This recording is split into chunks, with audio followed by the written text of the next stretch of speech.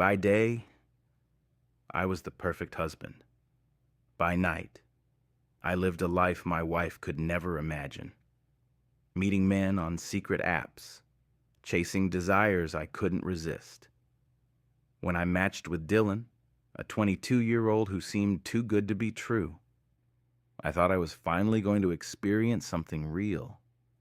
But what happened that night left me broken, ashamed, and completely exposed. From the outside, my life was flawless. A picture-perfect marriage with Amanda, the woman I'd been with for 7 years. We lived in a cozy suburban home, complete with a white picket fence and a golden retriever named Max. I had a decent job in marketing, and we often hosted dinner parties with our friends, always playing the role of the happy couple. But beneath the surface, I carried a secret so heavy that some nights it felt like I couldn't breathe. I'd known I was attracted to men since I was a teenager, but I buried that part of myself deep, convincing myself it would disappear if I ignored it long enough. Marrying Amanda was supposed to be the final step in fixing me. But as the years passed, the desires didn't fade. They grew stronger. The more I tried to suppress them, the more they clawed their way to the surface, demanding to be acknowledged. It started innocently enough. At least, that's what I told myself. One restless night, unable to sleep, I downloaded an app I'd heard about in passing. It was supposed to be for curious men like me, a way to explore without consequences. At first, I only looked. I swiped through profiles, feeling a rush every time I saw someone attractive. But soon, looking wasn't enough. The first time I messaged someone, my hands were shaking so badly I could barely type. His name was Jake, a 28-year-old with a sharp jawline and a confident smirk. Our conversation was harmless at first, just friendly banter. But as the nights went on, our messages grew bolder, crossing lines I swore I'd never cross. I told myself it was just texting, that it didn't mean anything. After all, I wasn't actually meeting anyone. But the app became a nightly ritual. I'd wait until Amanda was asleep, slipping out of bed to sit on the couch, phone glowing in my hand. Each new match gave me a thrill, a reminder of the part of me I'd hidden away for so long. I told myself I was in control, that no one would ever find out. But deep down, I knew I was playing with fire. One night, as I scrolled through profiles, I saw him. Dylan. His picture was simple. Messy blonde hair, bright blue eyes, and a mischievous grin that made my stomach flip. He was younger than most of the guys I'd talked to, only 22, but there was something about him that I couldn't ignore. I hesitated for a moment before swiping right, convincing myself it was harmless. When we matched, my heart raced in a way it hadn't in years. His first message was bold, direct, and confident. Nothing like the nervous small talk I usually exchanged with others. There was an ease about him, a charm that pulled me in immediately. Our conversation flowed effortlessly, and before I knew it, hours had passed. For the first time, I felt like someone truly understood me. Not just the version of me I showed the world, but the parts I kept hidden. As the sun began to rise, I realized I hadn't slept. Dylan and I had talked all night, and I didn't want it to end. He made me feel alive in a way I hadn't felt in years, like I was finally being seen. But as I slipped back into bed beside Amanda, guilt washed over me. I told myself it was just a conversation, that I hadn't done anything wrong. But deep down, I knew I'd crossed a line I could never uncross. That morning, as Amanda kissed me goodbye before heading to work, I couldn't meet her eyes. My double life had always felt manageable before. two separate worlds that never intersected. But for the first time, I felt the weight of the lies I was living, and I couldn't shake the feeling that everything was about to come crashing down. The days after meeting Dylan felt like a blur. My mind was consumed by our conversations, replaying his words over and over. I told myself I could stop any time, that I had it under control. But every night, as soon as Amanda fell asleep, I found myself reaching for my phone, eagerly waiting for Dylan's next message. He was like a drug I couldn't quit. And with each conversation, I felt myself slipping further away from the life I had built. Dylan wasn't like the other men I'd talked to on the app. He was younger, yes, but also bolder. He didn't tiptoe around what he wanted, and his confidence was intoxicating. He didn't just make me feel desired. He made me feel seen. For years, I had played the part of the perfect husband, but with Dylan, I didn't have to pretend. He knew who I really was, and he didn't judge me for it. Our chats grew more intense with each passing night. What started as harmless flirting quickly escalated into something much deeper. Dylan had a way of pulling things out of me that I had kept hidden for so long. He'd ask questions about my life, my fears, my desires, and before I knew it, I was pouring my heart out to him. It was terrifying and exhilarating all at once. One night, after hours of talking, Dylan suggested we meet in person. My stomach flipped at the thought. I had sworn to myself that I would never cross that line, that the app was just a fantasy, a way to escape without consequences. But as I stared at his message, my resolve began to crumble. "Let's meet," he wrote. "I want to see the real you." His words echoed in my mind long after I put down my phone. I knew it was dangerous, that meeting him would risk everything. But the thought of seeing him, of feeling that connection in person, was too tempting to ignore. I told myself I could do it without getting caught, that Amanda would never know. After all, I had been living this double life for years without her suspecting a thing. The next day, as Amanda and I sat across from each other at breakfast, I couldn't stop thinking about Dylan. Amanda was talking about her plans for the weekend, something about visiting her sister, but I wasn't really listening. All I could think about was the possibility of meeting Dylan, of finally feeling alive. "You're quiet this morning," Amanda said, snapping me out of my thoughts. "Just tired," I lied, forcing a smile. "Work's been stressful." She nodded, reaching across the table to squeeze my hand. "Well, make sure you take some time for yourself. You've been working so hard lately." Her words hit me like a punch to the gut. Here she was, genuinely caring about me, while I was planning to betray her in the worst way possible. The guilt was suffocating, but it wasn't enough to stop me. That night, I messaged Dylan back, agreeing to meet him. We set a date for the following Friday. Amanda would be out of town visiting her sister, which gave me the perfect excuse. As the day approached, my nerves were in overdrive. I kept telling myself it wasn't too late to back out, but the pull of seeing Dylan was too strong. On the night of the meeting, I stood in front of the mirror, trying to calm the storm inside me. I had chosen my outfit carefully. Casual but not sloppy. Something that would make me look good without trying too hard. As I stared at my reflection, I barely recognized the man looking back at me. "You're playing with fire," I whispered to myself. But it didn't matter. The decision had already been made. I grabbed my keys and headed out the door, my heart pounding in my chest. I had no idea what to expect, but one thing was certain. After tonight, my life would never be the same.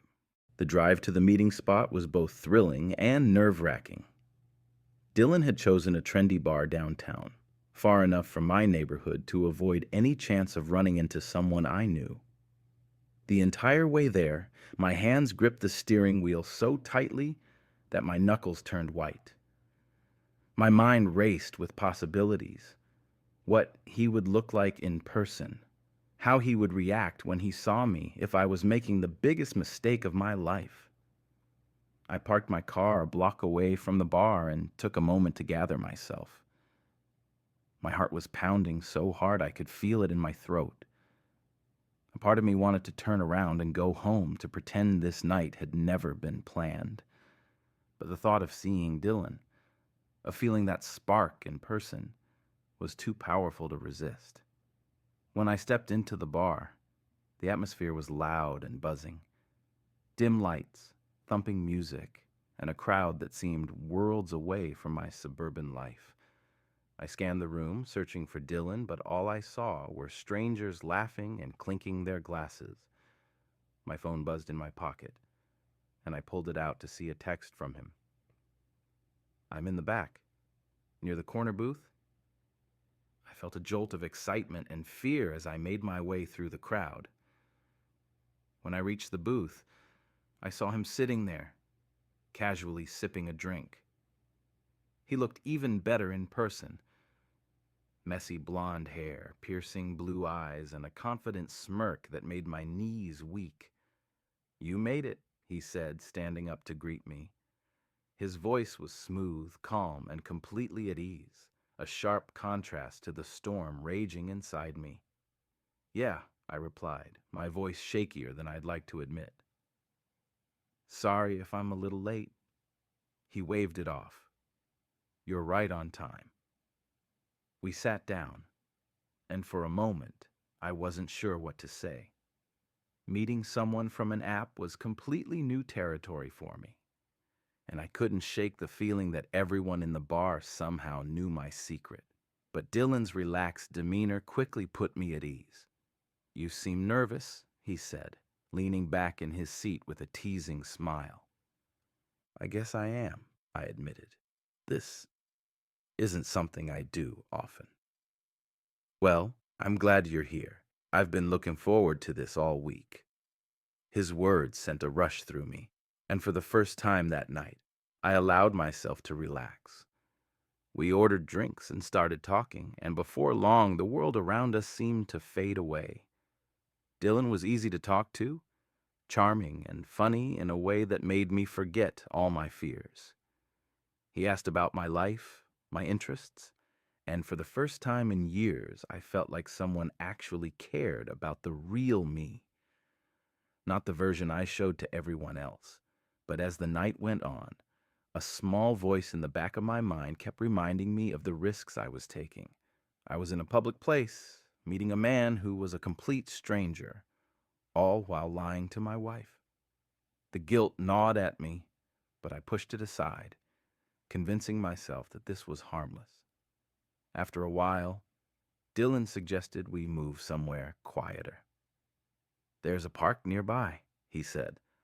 "We could go for a walk, get away from all the noise." I hesitated for a moment.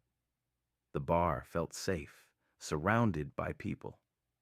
But the thought of being alone with him, of having a chance to really connect, was too tempting to pass up. I nodded, and we left the bar together. As we walked toward the park, the night air was cool and refreshing, a stark contrast to the heat of the bar. Dylan walked beside me, his hands casually tucked into his pockets, and I couldn't help but steal glances at him. He was even more attractive up close, and being near him sent a thrill through me that I couldn't explain. But as we approached the park, something felt off. The streets were darker, quieter, and I couldn't shake the feeling that we were being watched. I tried to brush it off as paranoia, a side effect of the guilt and nerves that had been eating at me all night. "You okay?" Dylan asked, noticing my hesitation. "Yeah," I said quickly. Just not used to being out this late, I guess. He smiled, his blue eyes glinting in the dim light. Relax. You're with me. I wanted to believe him. I wanted to trust that this was just a normal night, that I wasn't walking into something I'd regret. But as we stepped into the shadows of the park, the uneasy feeling in my chest grew stronger. The park was eerily quiet, with only the faint rustle of leaves and the occasional distant car breaking the silence. The contrast from the noisy bar was unsettling. Dylan walked a few steps ahead of me, turning back occasionally to flash me that confident smile. I tried to focus on him, on the excitement of finally meeting someone who saw me for who I really was. But something about the stillness of the night put me on edge. "This is one of my favorite spots," Dylan said, motioning to a bench near a dimly lit path. "It's peaceful, don't you think?" "Yeah," I replied, though my voice lacked conviction. My eyes scanned the area instinctively, my nerves heightened by the unfamiliarity of it all. We sat down, and for a moment, the tension eased. Dylan leaned back, stretching his arms along the top of the bench, his relaxed posture in stark contrast to my rigid one. "You don't have to be so tense," he said with a laugh. "It's just me." I forced a smile, trying to shake off the unease. "Sorry, it's just, this is all new for me." "I get it," he said, leaning closer. "But you're here now. That's what matters." There was something about the way he looked at me. Intense, focused, like I was the only person in the world that mattered. For a moment, I let myself forget everything. The risks, the guilt, the double life I'd been leading. All I could think about was him, about how badly I wanted to be close to him. But just as I was starting to relax, a noise behind us made me freeze. It was faint, like the crunch of leaves underfoot. But in the stillness of the night, it sounded deafening. I turned my head sharply, scanning the darkness behind the bench. "Did you hear that?" I asked, my voice barely above a whisper. Dylan didn't even flinch. "It's probably just an animal," he said, dismissing it with a shrug. "Relax, you're safe." His nonchalance should have reassured me, but it didn't. My instincts were screaming at me that something wasn't right. I glanced around again, my pulse quickening. The shadows seemed to stretch endlessly, and the faint glow of the street lights did little to illuminate the area. "Maybe we should head back," I suggested, my voice tinged with unease. Dylan frowned, his playful demeanor shifting slightly. "Already? We just got here." "I don't know," I said, standing up. "This place is just... I'm not used to it." He stood up too, his expression unreadable. "All right, if that's what you want." But as we turned to leave, the sound came again. Closer this time. A sharp crack, like a twig snapping under pressure. My heart leapt into my throat, and I spun around, my eyes darting through the darkness. "Is someone there?"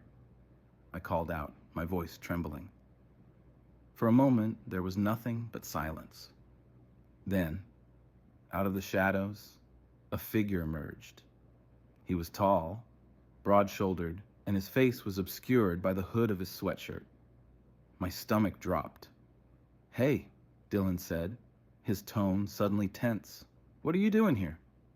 The man didn't respond. He just stood there, his presence looming and menacing. Every instinct in my body screamed at me to run, but my legs felt like they were made of lead. "Let's just go," I whispered to Dylan, grabbing his arm. But before we could take a step, the man moved closer, his movements deliberate and slow. My chest tightened, and I could feel the adrenaline surging through me. This wasn't just a coincidence. This was something else. "Dylan," I said, my voice shaking. "What's going on?" He didn't answer. Instead, he turned to me, his expression unreadable. For the first time that night, the charm and ease he'd exuded were gone, replaced by something colder, harder. "You might want to stay calm," he said quietly, his words sending a chill down my spine. And that's when I realized I wasn't just nervous. I was in real danger. My heart was pounding so hard it drowned out everything else.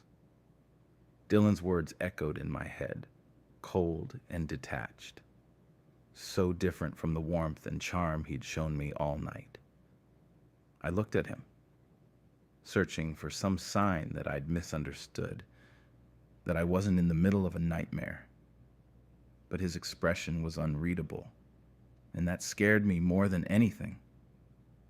The hooded man took another step closer, and I instinctively backed away, bumping into the edge of the bench.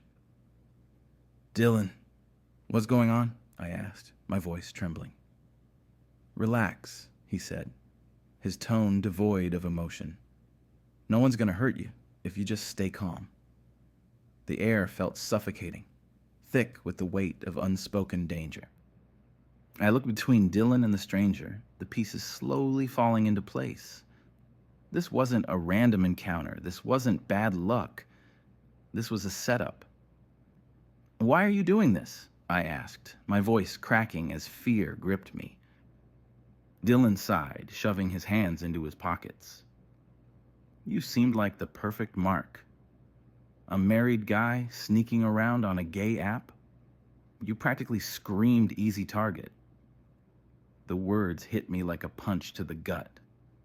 The connection I thought we'd had, the vulnerability I'd shown him, it had all been a lie. I'd walked right into his trap, blind to the danger because I was too consumed by my own desires. "Please," I stammered, my throat dry. "You don't have to do this." But Dylan didn't even flinch. He turned to the hooded man and nodded. "Take his wallet and his phone. Make it quick." Panic surged through me as the man stepped forward, his movements deliberate and threatening. I tried to back away, but there was nowhere to go. My mind raced, desperate for a way out, but I was frozen, trapped in the realization that I'd been played. "Don't make this harder than it has to be," Dylan said, his voice cold and detached. The man grabbed my arm, his grip like a vice, and yanked me forward. I struggled, adrenaline kicking in as I fought to break free. "Let me go," I shouted, my voice echoing through the empty park. But my resistance only seemed to anger him. He shoved me hard, and I stumbled backward, my head slamming against the bench.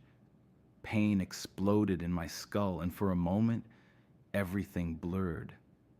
When my vision cleared, the man was standing over me, holding my phone in one hand and my wallet in the other. Dylan stood a few feet away, his arms crossed, watching the scene unfold without a trace of remorse. "You're lucky we're letting you off this easy," Dylan said, his tone casual, as if he wasn't watching my world fall apart. "Why?" I asked, my voice weak. "Why would you do this?" He shrugged. "It's not personal. You're just another guy who thought he could have it all. Maybe this will teach you something."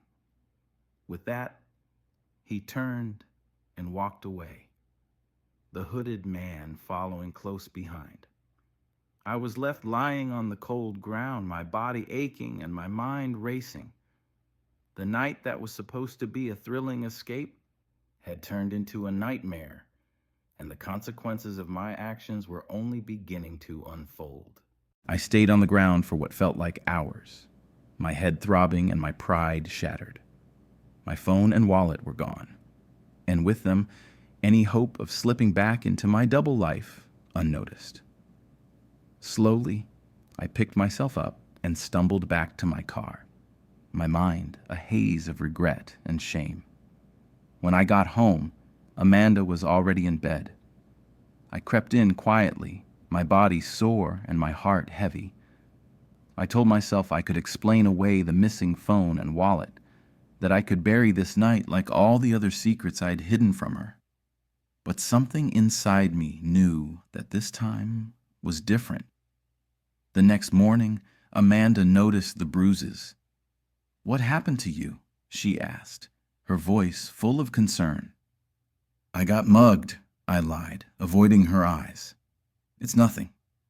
But she didn't buy it, not fully. And as the days went on, her suspicion grew. A week later, everything unraveled. Amanda found a second phone I'd hidden, a backup I used for the apps. I came home to find her sitting at the kitchen table, the phone in her hand and tears streaming down her face. "What is this?" she demanded, her voice shaking. I froze, every lie I'd told crashing down around me. There was no way out. She had seen the messages, the pictures, the truth I had fought so hard to hide. "I can explain," I stammered, but the words felt hollow. "Explain what? That you've been meeting men behind my back? That our marriage is a lie?" Her words cut deeper than I thought possible. I tried to apologize, to explain the unexplainable, but nothing I said could fix the damage I had done. Amanda packed her bags that night. She didn't yell, didn't fight, she just left. The silence was worse than any argument. I was left alone in the house, surrounded by the remnants of a life I had destroyed. Dylan's betrayal replayed in my mind over and over, a painful reminder of how far I had fallen. But the truth was, this wasn't about him. It was about me, about the choices I had made and the lies I had told. In the months that followed, I hit rock bottom. I lost Amanda, my home, and the respect of those around me. But in the darkness, I found clarity. I started therapy, facing the parts of myself I had spent years running from. It wasn't easy, and it wasn't quick, but I began to rebuild. Not as the man I had pretended to be, but as the person I truly was. For the first time in my life, I wasn't hiding. And while the scars of my mistakes will always remain, they serve as a reminder of how far I've come and how much further I have to go. What did you think of this story? This was the journey of a man living a double life, facing the consequences of his secrets and learning to rebuild himself. Now, we want to hear from you. Leave a comment below sharing your thoughts about the story and give it a rating from 1 to 10. Here's a fun idea. Include your name in your comment. If someone likes your comment, maybe they're interested in getting to know you. Who knows? This space could be the beginning of something special. Let's make this a place where stories inspire, connect, and transform. Now it's your turn to shine in the comments.